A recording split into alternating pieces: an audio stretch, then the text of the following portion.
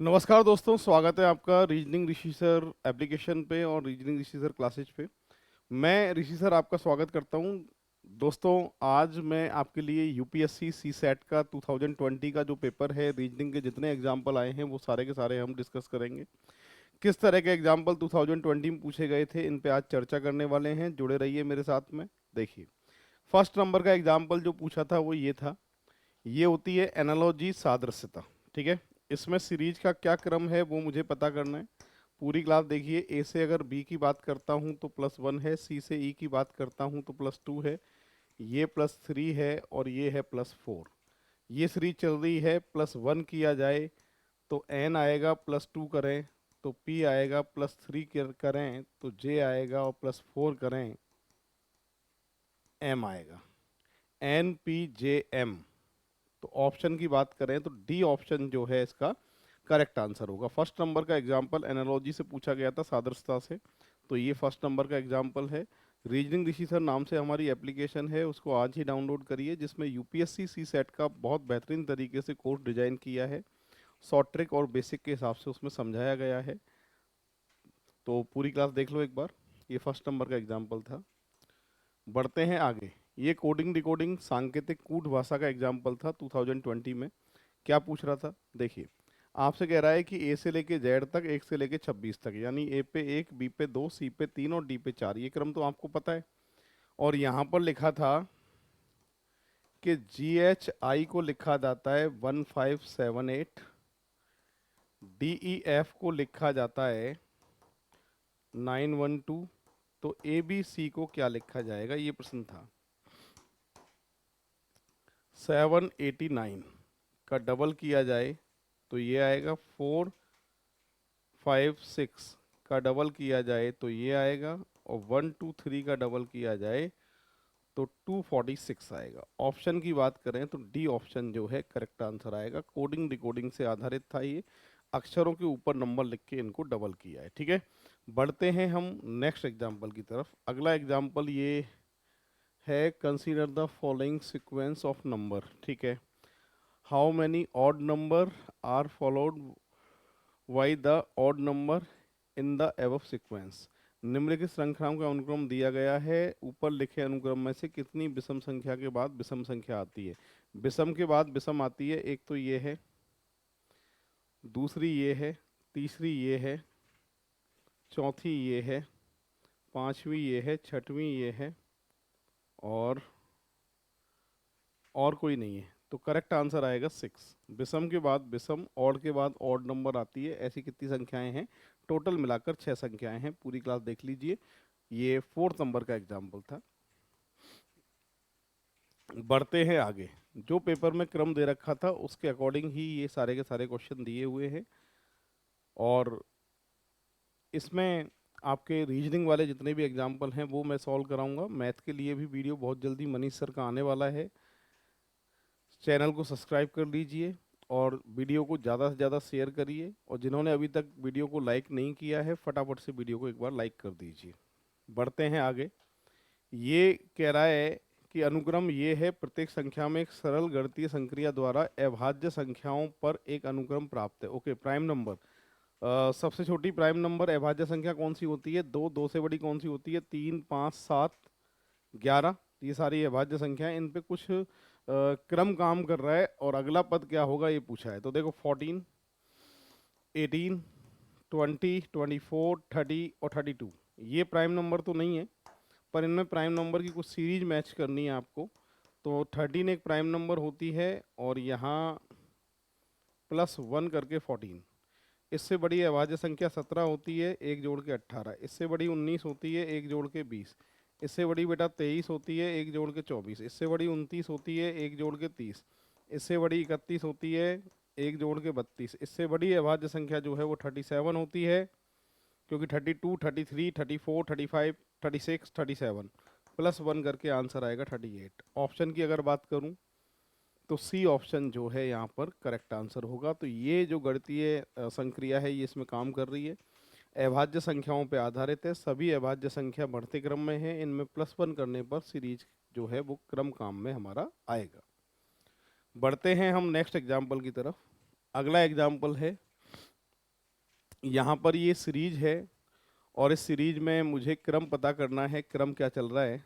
तो सीरीज को यहाँ से अगर देखें तो A B, A B, B C, B सी,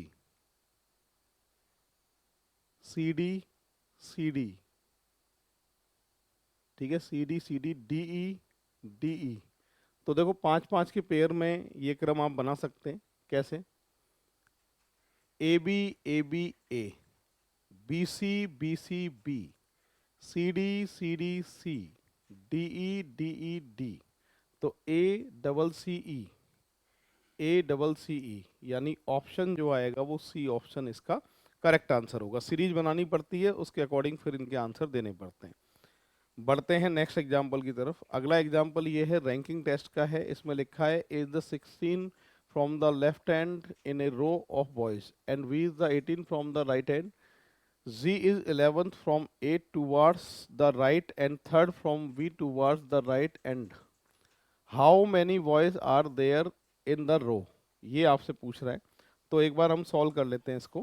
पूरी क्लास बोर्ड पे देखें एक बार। यहाँ पर सबसे पहले मैंने पंक्ति बना दी है और ए का बाएं छोर से 16वां स्थान है। यहाँ से मैं लिख रहा हूँ ए और नंबर है 16 और बी का दाएं छोर से 18वां स्थान है। यहाँ से हम ले रहे हैं वी और नंबर कितना दे रखा है बेटा? 18वां दे रखा है। जी ए के दाईं और 11वें स्थान है, बी से तीसरे स्थान पर है, वी से तीसरे स्थान पर है और इसके दाईं और 11वें स्थान पर है। तो यहाँ से यहाँ तक का स्थान मैं अगर निकालता हूँ, सुनो, यहाँ से यहाँ तक का स्थान अगर मैं निकालता हूँ तो 11-16 होते हैं बेटा 27, 27, ठीक है। और इसके 3 स्थान इधर हैं, तो इधर से कितने नंबर पे? ये 15। कुल संख्या पूछी है तो क्या करना है? दोनों को जोड़ के लास्ट में -1 करना है। आंसर आएगा बेटा 41। करेक्ट आंसर 41 है। आपसे यही पूछ रहा है पंक्ति में कुल कितने लड़के हैं। तो जैसे कह रहा था वैसे डायग्राम बना दिया, उसके अनुसार दोनों को जोड़कर लास्ट में -1 करना पड़ता है, ये आती है कुल संख्या। इस तरीके से हुआ है। पूरी क्लास देख लो। 5 नंबर का एग्जाम्पल है ये। बढ़ते हैं आगे। ये एग्जाम्पल है, क्या कह रहा है देखो। आपसे कह रहा है 3 कथन है S1, S2, S2 नीचे S3 नीचे दिए गए हैं, जिनके उपरांत एक प्रश्न है। आपसे पूछ रहा है S1 में कह रहा है C D से छोटा है, A और A जो है B से बड़ा है, D सबसे बड़ा है और A B से बड़ा है। प्रश्न में सबसे छोटा कौन है और इसके अनुसार आपको आंसर देना है कि इनमें से किस ऑप्शन से इसका आंसर आ सकता है, ठीक है। चेक कर लेते हैं, केवल S1 से देखते हैं। C D से छोटा है पर A और B से बड़ा है, A और B से बड़ा है, ये फर्स्ट वाली लाइन है। A B से बड़ा है, D सबसे बड़ा है और तीसरा A B से बड़ा है। टोटल कितने थे ये? ABCD टोटल कितने थे? 4 ही थे। 4 का क्रम तो यार पहले वाले में दिख रहा है और D सबसे बड़ा है। अगर इसको नहीं भी लिखूं तो भी काम बन जाएगा। तो मैं कह सकता हूं कि S1 और S3 ये 2 जानकारियां चाहिए, क्योंकि A को B से बड़ा कर दोगे तो ये चारों का क्रम ऐसे बनेगा DCAB। तो इसमें ये बताने की जरूरत ही नहीं है आपको कि D सबसे बड़ा है। अगर इस जानकारी को नहीं भी लिखोगे तो आंसर पे कोई फर्क नहीं पड़ेगा, ठीक है। आपसे यही तो पूछा गया है कि निम्नलिखित में से कौन सा ऊपर लिखे हुए कथन का प्रश्न के संदर्भ में सही है। तो मैं कह सकता हूं कि पहला और तीसरा एक साथ प्रश्न का उत्तर देने के लिए पर्याप्त है। डेटा सफिशिएंसी का एग्जाम्पल है, तो डी ऑप्शन जो है इसका करेक्ट आंसर होने वाला है। बढ़ते हैं अगले एग्जाम्पल की तरफ। यहाँ लिखा है 4 संख्या है PQRS में संबंध 2 कथन S1, S2, उसके उपरांत प्रश्न दिया गया है। R P और Q से बड़ा है, S सबसे बड़ा नहीं है। चारों में से सबसे बड़ा कौन है? चेक कर लेते हैं। R जो है P और Q से बड़ा है, P और Q से बड़ा है। आगे लिखा है S सबसे बड़ा नहीं है। जब S बड़ा नहीं है, ये तो बड़े हो नहीं सकते, तो बड़े का दावेदार कौन है बेटा? R। तो ये दोनों ही जरूरी हैं, अकेले एक से काम तो चलेगा नहीं, पर दोनों को अगर एक साथ देख लोगे तो सबसे बड़ा कौन आएगा? R। यानी दोनों प्रश्न का उत्तर देने के लिए पर्याप्त हैं। ऑप्शन की अगर मैं बात करता हूं ऑप्शन में S1 अकेले ही प्रश्न का उत्तर देने के लिए पर्याप्त है, नहीं। S2 अकेला ही प्रश्न के उत्तर देने के लिए पर्याप्त है, नहीं। दोनों S1 S2 एक साथ प्रश्न का उत्तर देने के लिए पर्याप्त है, किंतु ना तो अकेला S1 ना अकेला S2 प्रश्न का उत्तर देने के लिए पर्याप्त है। ये बात सही है बेटा। S1 S2 एक साथ प्रश्न का उत्तर देने के लिए पर्याप्त नहीं है, ये गलत है। करेक्ट आंसर आएगा सी ऑप्शन। इस तरीके से ये होगा, पूरी क्लास देख लीजिए। बढ़ते हैं अगले एग्जाम्पल की तरफ। अगला एग्जाम्पल ये है, आपसे कह रहा है कि एक कक्षा में 3 समूह ABC हैं। समूह ए के विद्यार्थी और समूह बी के 2 विद्यार्थी, समूह ए का तो एक विद्यार्थी और समूह बी के 2 विद्यार्थी समूह सी में स्थानांतरित किए जाते हैं। ठीक है, तो कक्षा में विद्यार्थियों का औसत भार क्या होगा? औसत भार के लिए कुल वजन बटा कुल विद्यार्थी, स्टूडेंट। ठीक है, अब ट्रांसफर इधर से उधर करो तो जाहिर सी बात है कोई फर्क नहीं पड़ेगा, वेट तो वही रहेगा, स्टूडेंट भी वही रहेंगे। औसत भार पे हकीकत में कोई फर्क नहीं पड़ना है। पहला ऑप्शन क्या कह रहा है? यह बढ़ जाएगा, नहीं बढ़ेगा साहब। यह घट जाएगा, नहीं घटेगा। यह वही रहेगा एक समान, बिल्कुल ये सही है। निष्कर्ष नहीं निकाला जा सकता, ये गलत है। तो देखिए भाई, कोई फर्क नहीं पड़ेगा, स्टूडेंट भी वही रहेंगे और इनका वेट भी वही रहेगा। इस पे आंसर पे कोई फर्क नहीं पड़ेगा, औसत भार पे इस पे कोई फर्क नहीं पड़ेगा, जैसा है बिल्कुल वैसा ही रहेगा। ठीक है, तो दोस्तों ये नेक्स्ट एग्जाम्पल है अपना, इसको सॉल्व करते हैं। सिलोजिज्म का एग्जाम्पल है, सभी बिल्लियां कुत्ते हैं। सभी बिल्लियां कुत्ते हैं और सभी बिल्लियां काली हैं। सभी बिल्लियां काली हैं। अब दो कंडीशन इसकी बन सकती हैं दोस्तों। क्या कंडीशन बन सकती है? कि साहब बिल्ली अंदर है, यहाँ कुत्ते और यहाँ काले। या फिर ऐसे बन सकता है कि बिल्ली अंदर है, काले या फिर कुत्ते। जो निष्कर्ष दोनों पे सही है वो सही माना जाएगा, जो दोनों पे गलत है वो गलत माना जाएगा, किसी एक पे गलत है तो भी गलत माना जाएगा। पहला फर्स्ट कौन सा निष्कर्ष निकाला जा सकता है? सभी कुत्ते काले हैं। सभी कुत्ते काले हैं, बाहर से अंदर सभी गलत होता है, और किसी इस पे सही आ रहा है पर इस पे गलत आ रहा है, और किसी एक पे गलत हो जाए तो गलत माना जाएगा। कुछ कुत्ते काले नहीं हैं, कुछ कुत्ते काले नहीं हैं, जबकि कुछ कुत्ते काले हैं अंदर से बाहर, बाहर से अंदर, कुछ वाली कंडीशन सही होती है। ये मना कर रहा है, इसलिए क्या है? गलत है। तो ना तो फर्स्ट और ना ही निष्कर्ष सेकंड। करेक्ट आंसर इसका देके आओगे आप सी ऑप्शन। ठीक है, बढ़ते हैं बच्चों नेक्स्ट एग्जाम्पल की तरफ। अगला एग्जाम्पल है, कुछ चूहे बिल्ली हैं। कुछ चूहे बिल्ली हैं, कुछ बिल्ली कुत्ते हैं, कोई भी कुत्ता गाय नहीं है। कुत्ते की मनाए बेटा गाय से। पहला, कोई भी गाय बिल्ली नहीं है। कोई भी गाय बिल्ली नहीं है, ये हो सकते हैं, पता नहीं है, स्थिति क्लियर नहीं है, इसलिए गलत है। कोई भी कुत्ता चूहा नहीं है। कोई भी कुत्ता चूहा नहीं है, हो भी सकते हैं, स्थिति क्लियर नहीं है, इसलिए गलत है। कुछ बिल्लियां चूहे हैं, बिल्लियां चूहे हैं, ये बात सही है। और इसमें जो आंसर आएगा केवल थर्ड आएगा, यानी सी ऑप्शन जो है इसका करेक्ट आंसर होगा। ठीक है, इस तरीके से हुआ है। बढ़ते हैं नेक्स्ट एग्जाम्पल की तरफ। एक परिवार में 2 पीढ़ियां हैं, 6 सदस्य हैं, 3 पुरुष हैं, 3 महिलाएं हैं, 2 विवाहित जोड़े हैं, 2 अविवाहित सहोदर। अविवाहित सहोदर सिबलिंग, यानी एक मेल एक फीमेल, एक भाई एक बहन। ठीक है, यूपी की पुत्री है। दो, आपको ये याद रखना है कि 2 ही पीढ़ियां बनानी है। यू जो है वो पी की पुत्री है, माइनस क्यू आर की सास है, तो जाहिर सी बात है 2 पीढ़ी में रखना है, तो क्यू सास है, पति पत्नी बना दूंगा और आर को अभी लिखूंगा मैं। टी एक अविवाहित पुरुष है, 2 अविवाहित सहोदर बनाने थे, एक येरा एक येरा। एस एक पुरुष है, एस एक पुरुष है, उसकी शादी किससे करा देंगे? आर से, तभी तो क्यू आर की सास बनेगी। तो आपसे कह रहा है निम्नलिखित में से कौन सा सही है? आर इज यूज हस्बैंड, मतलब आर यू का पति है, नहीं गलत है। आर एस की पत्नी है, ये बात सही है। एस अविवाहित है, गलत। विवाहित है, नन ऑफ दीज भी गलत। करेक्ट आंसर जो आप इसका देके आएंगे वो बी ऑप्शन आएगा। ठीक है, इस तरीके से हुआ है। ये बहुत बढ़िया प्रश्न था, ब्लड रिलेशन से था, देख लीजिए। और कुछ लोगों ने इसका आंसर गलत बता रखा है, तो आप याद रखना इसका आंसर जो आएगा वो यही आएगा। तो यहाँ पर दो ही पीढ़ियों में रहना है, तीसरी पीढ़ी में जाना नहीं है, इसलिए करेक्ट आंसर जो आएगा आर एस की पत्नी है। यहाँ पर लिखा है एक व्यक्ति अपने घर से पीछे से सीधे 25 मीटर चलता है। अच्छा, अपने घर के पीछे से सीधे 25 मीटर चलता है, ये 25 मान लेता हूँ, ठीक है। उसके बाद दाहिनी ओर 50 मीटर चलता है और बाईं ओर मुड़कर फिर 25 मीटर चलता है।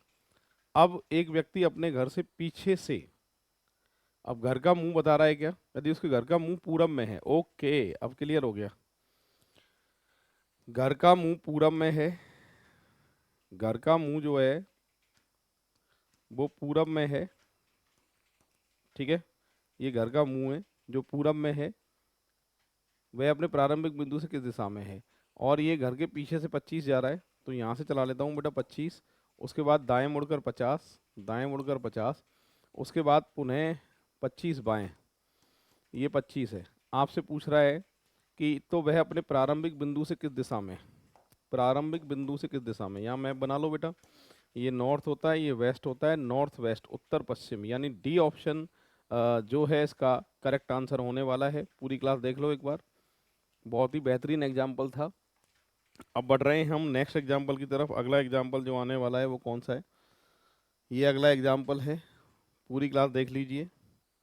ये मैथ में भी आ जाता है और रीजनिंग में भी आ जाता है, दोनों का ये समर्थन करता है। यहाँ पर लिखा है सभी संख्याएं 2 से विभाज्य हैं, ठीक है, 2 का भाग जा सकता है, और सभी संख्याएं 3 से विभाज्य हैं, ये भी सही है भाई। तो क्या सभी संख्याएं 6 से विभाज्य होंगी, बिल्कुल, इनका एलसीएम जो आता है वो 6 आता है, तो जाहिर सी बात है जिनमें 2 का भाग जा सकता है और 3 का भाग जा सकता है, ऐसी संख्याओं में 6 का भाग भी जाएगा। तो ये पहली बात तो बिल्कुल सही है, फर्स्ट वाली। सेकंड, सभी संख्याएं 4 से विभाज्य है, इनमें से कुछ तो 4 से विभाज्य हो सकती है, नहीं कुछ नहीं हो सकती, क्योंकि 2 और 3 का भाग जाएगा, तो हो भी सकती है नहीं भी हो सकती, पर सभी होंगी ये क्लियर नहीं है। तो यहाँ पर ये सेकंड वाला गलत है, तो केवल फर्स्ट निष्कर्ष जो है वो सही है, ओनली फर्स्ट कंक्लूजन फॉलो। बढ़ते हैं आगे। ये इक्वेशन थी, और इस इक्वेशन में आपको ये देखना है कि चिन्ह की जगह पर कौन सा अंक आएगा, ठीक है।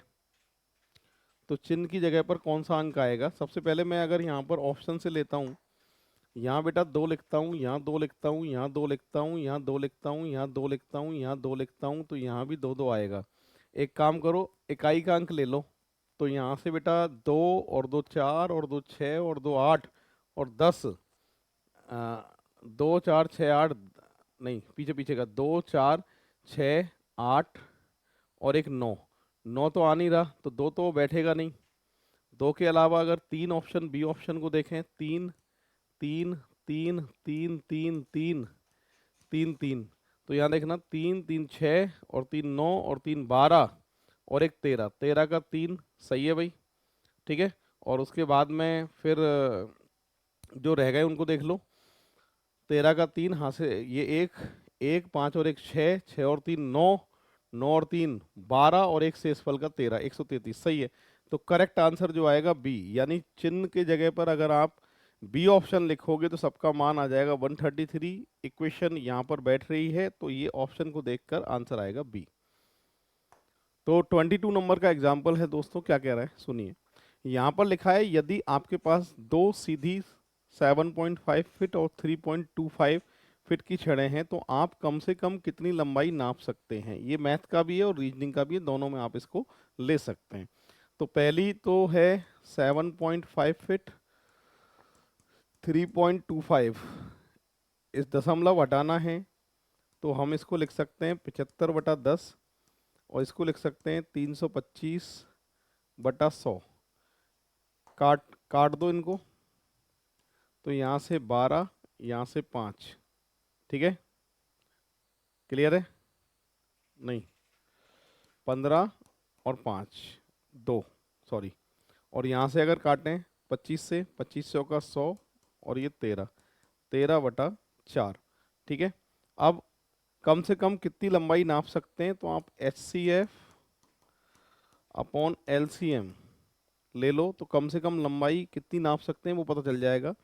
SCF, ऊपर वाली संख्याओं का SCF लेना है, 15 और 13 का SCF लेना है। अगर प्राइम नंबर होती है इनमें से कोई भी, तो SCF का मेथड मैथ में आपने पढ़ा होगा कि उसका जो SCF आता है वो कितना आता है, 1 आता है। और LCM इन दोनों कितना आ रहा है, 4 आ रहा है। 1/4, 1/4 का मतलब 0.25।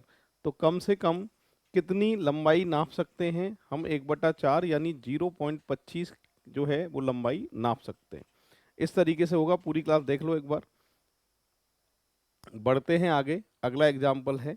यहाँ पर क्या लिखा है देखो, यहाँ पर कह रहा है कि दो कथन है S1 S2 नीचे दिए गए हैं, इन जिनके उपरांत एक प्रश्न S1 क्या है कि 51 पृष्ठों की एक पुस्तक में किसी भी पृष्ठ पर दो से अधिक रेखा चित्र नहीं है।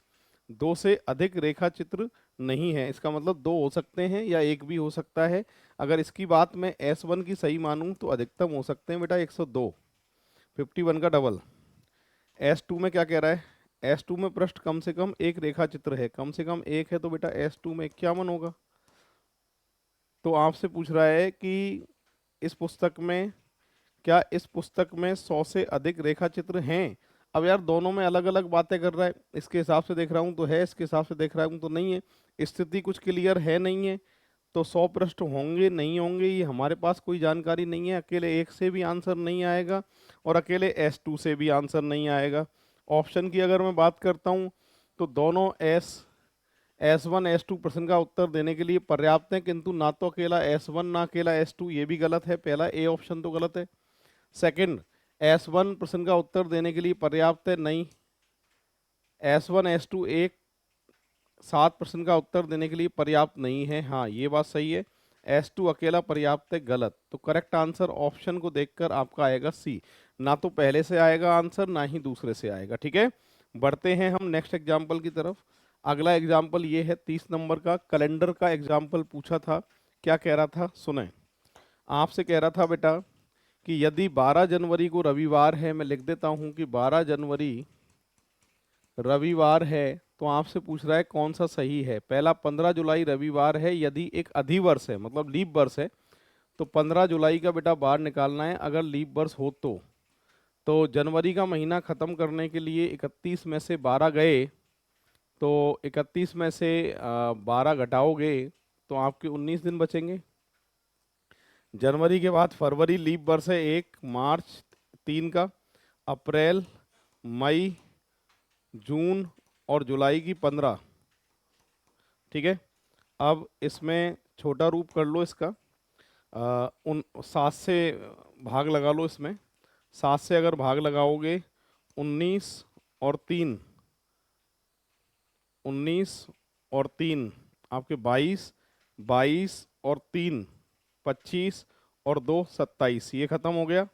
ठीक है, और 15 और 2 17 और 1 18, 7 का भाग लगाओगे शेषफल आएगा 4, 4 दिन आगे, रवि के बाद सोम, मंगल, बुध, गुरु। नहीं, रविवार तो नहीं आ सकता भाई। ठीक है, एक से तो आंसर आएगा नहीं।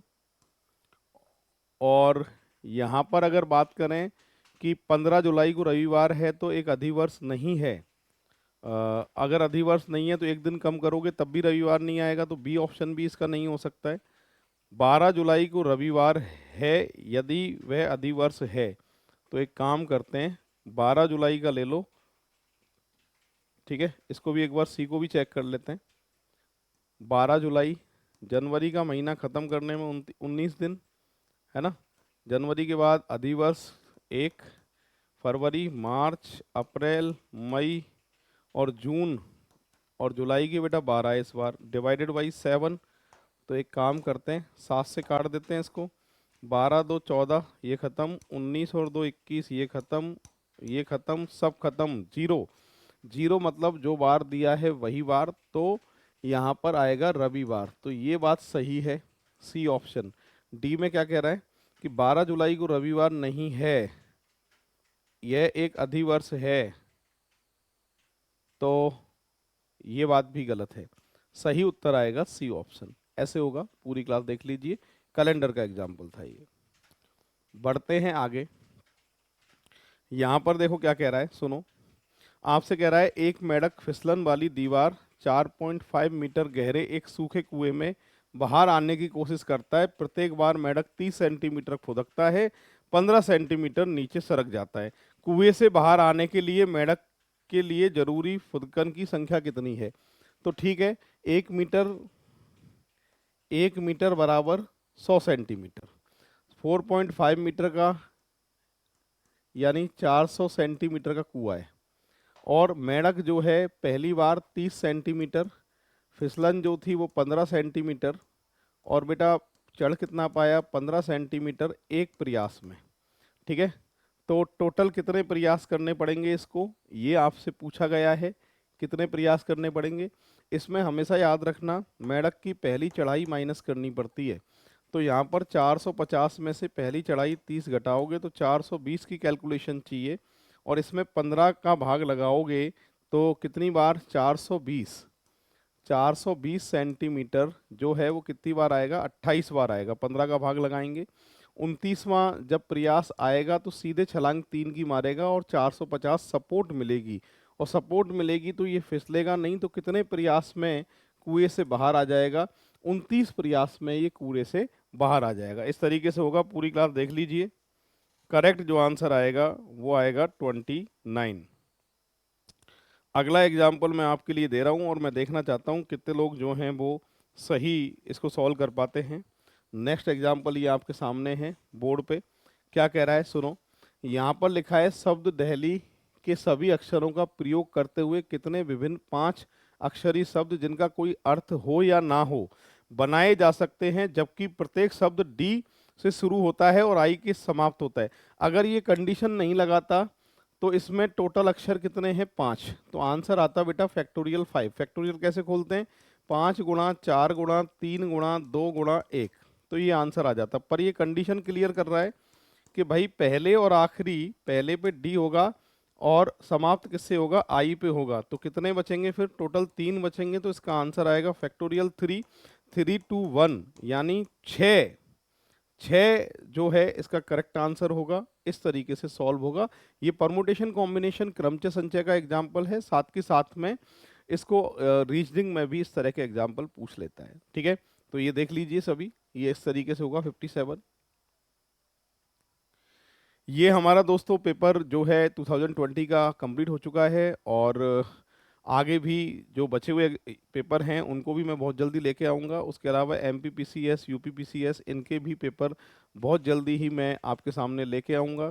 और रीजनिंग ऋषि सर नाम से एप्लीकेशन है, उसको आज ही डाउनलोड कर लीजिए। मिलते हैं नेक्स्ट क्लास में। जय हिंद, जय भारत, राम राम साहब।